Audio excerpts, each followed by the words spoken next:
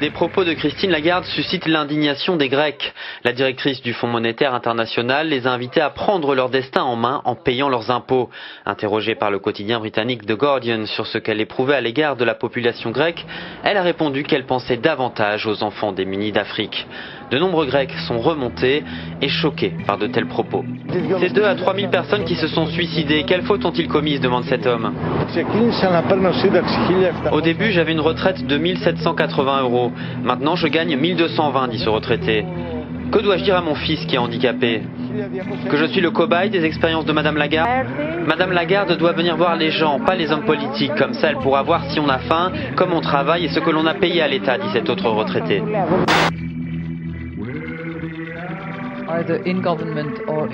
J'espère que tous les partis politiques grecs, au gouvernement et dans l'opposition, seront inspirés par les décisions courageuses prises par les partis politiques en Irlande et par les décisions courageuses prises par les partis politiques au Portugal.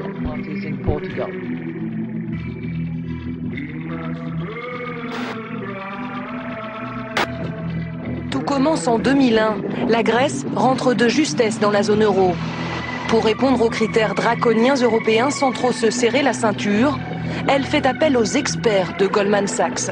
Diminuer sa dette tout en continuant à dépenser, c'est possible. Goldman Sachs prend 10 milliards de dettes émises en dollars et en yens et les transforme en 9 milliards de dettes apparentes et 1 milliard de cash, le tout en euros. L'astuce, utiliser un taux de change sur mesure. Mais ça ne suffit pas. Goldman Sachs crée alors un produit financier et permet au pays de toucher de l'argent tout de suite en vendant ses recettes de demain, taxes aéroports ou loterie.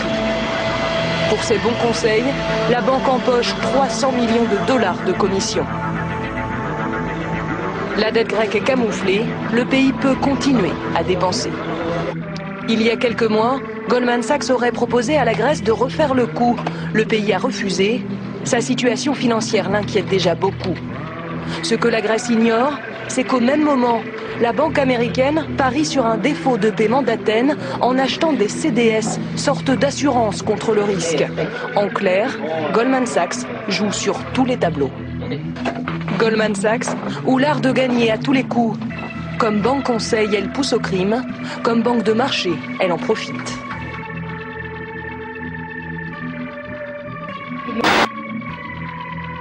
Le gouvernement grec a annoncé aujourd'hui des mesures d'austérité supplémentaires pour réduire le déficit public, 4,8 milliards d'euros d'économies, avec une hausse de la TVA qui est portée à 21% et une baisse de 35% des primes dans le secteur public. Nouvelles manifestations ont eu lieu aujourd'hui, mais le FMI, le Fonds monétaire international, la Commission européenne et la France, à travers la voix de Christine Lagarde, se félicitent en tout cas de ces mesures d'austérité.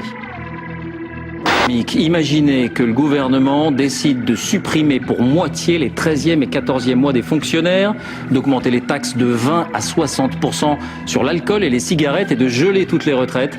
Eh bien, ça n'est pas une fiction, mais la réalité en Grèce.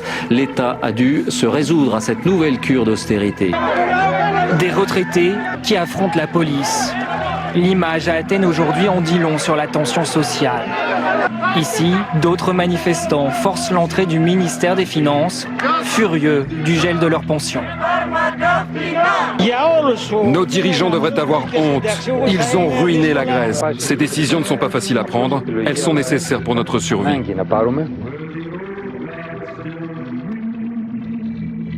Le directeur général du Fonds monétaire international est l'invité de France Inter ce matin. Bonjour Dominique Strauss-Kahn. Les nouveaux programmes du FMI, et je pense à la Grèce en particulier, ont été construits de telle manière qu'on revienne à l'équilibre, mais que ça se fasse en protégeant les plus démunis, les plus vulnérables. La réalité, c'est qu'ils viennent d'avoir des élections en Grèce et que la gauche au pouvoir a gagné. Et ce qui m'intéresse, ce n'est pas que la gauche ait gagné, c'est que le gouvernement en place, avec le programme du FMI, a été compris par l'opinion et que l'opinion est derrière le gouvernement. Et de nouvelles manifestations ont eu lieu aujourd'hui. C'est jamais arrivé dans le passé. C'est jamais arrivé dans le passé que, avec un programme aussi dur que celui que les Grecs sont amenés à supporter, parce que la situation est très difficile, on arrive à faire comprendre à la population que c'était nécessaire et que finalement, en majorité, elles soutiennent le gouvernement en place. Une grève nationale est prévue courant mars.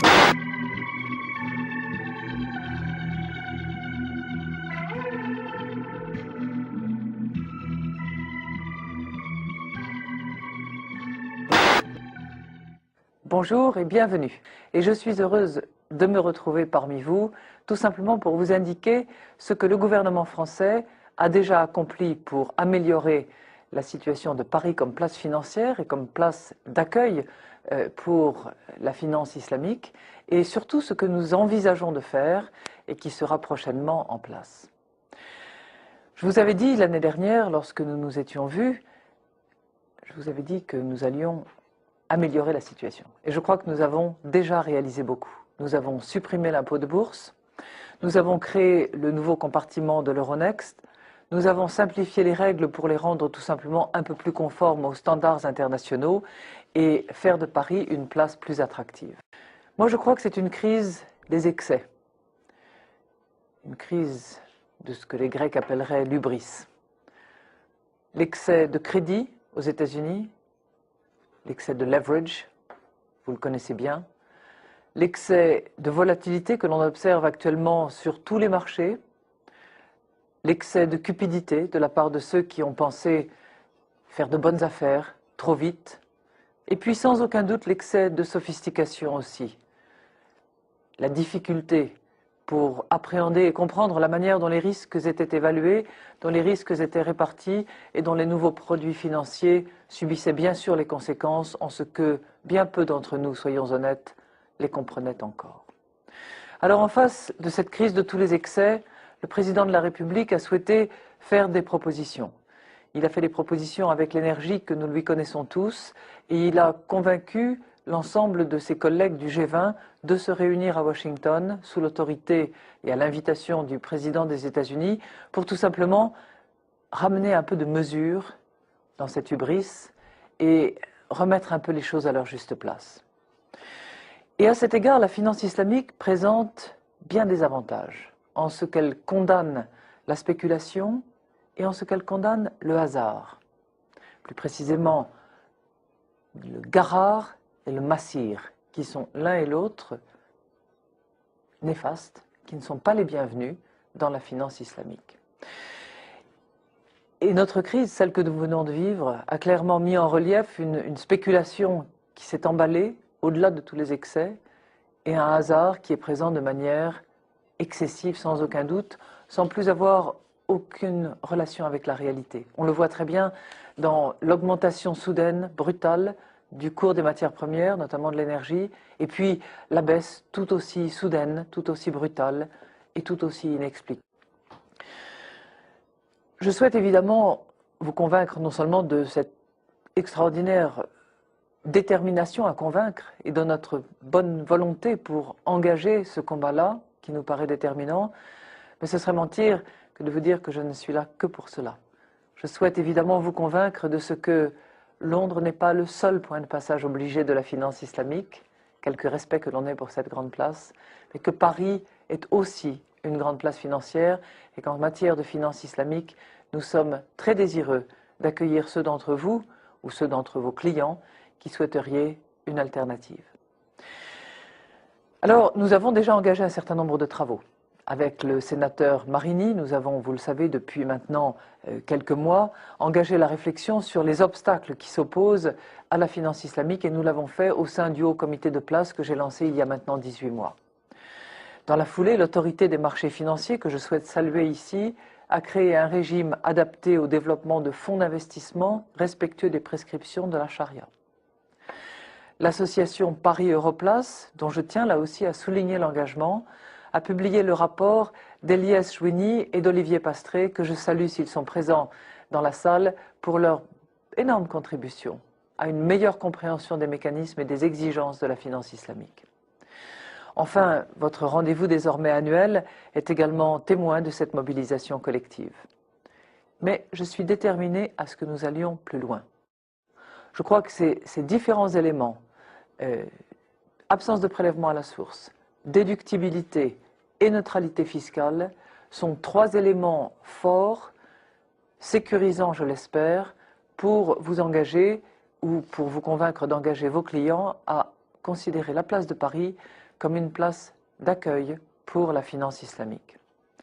Je proposerai également, et je crois que cela sera utile, non seulement dans ce domaine mais en d'autres, un certain nombre d'aménagements au régime de la fiducie qui peut jouer un rôle important dans le développement de la finance islamique sur notre territoire. Il n'y a pas que le trust, il y a aussi la fiducie. Nous avons mis la fiducie en place dans notre droit l'année dernière. Nous devons peut-être l'améliorer à la marge, le raffiner pour qu'il soit tout simplement un instrument juridique utile. Et puis j'ajoute évidemment que pour celles des banques qui souhaiteraient porter cette activité, qui souhaiteraient réaliser des opérations conformes aux dispositions de la charia, eh bien, le territoire français est évidemment prêt à les accueillir et les engage à considérer le territoire français comme une terre d'accueil.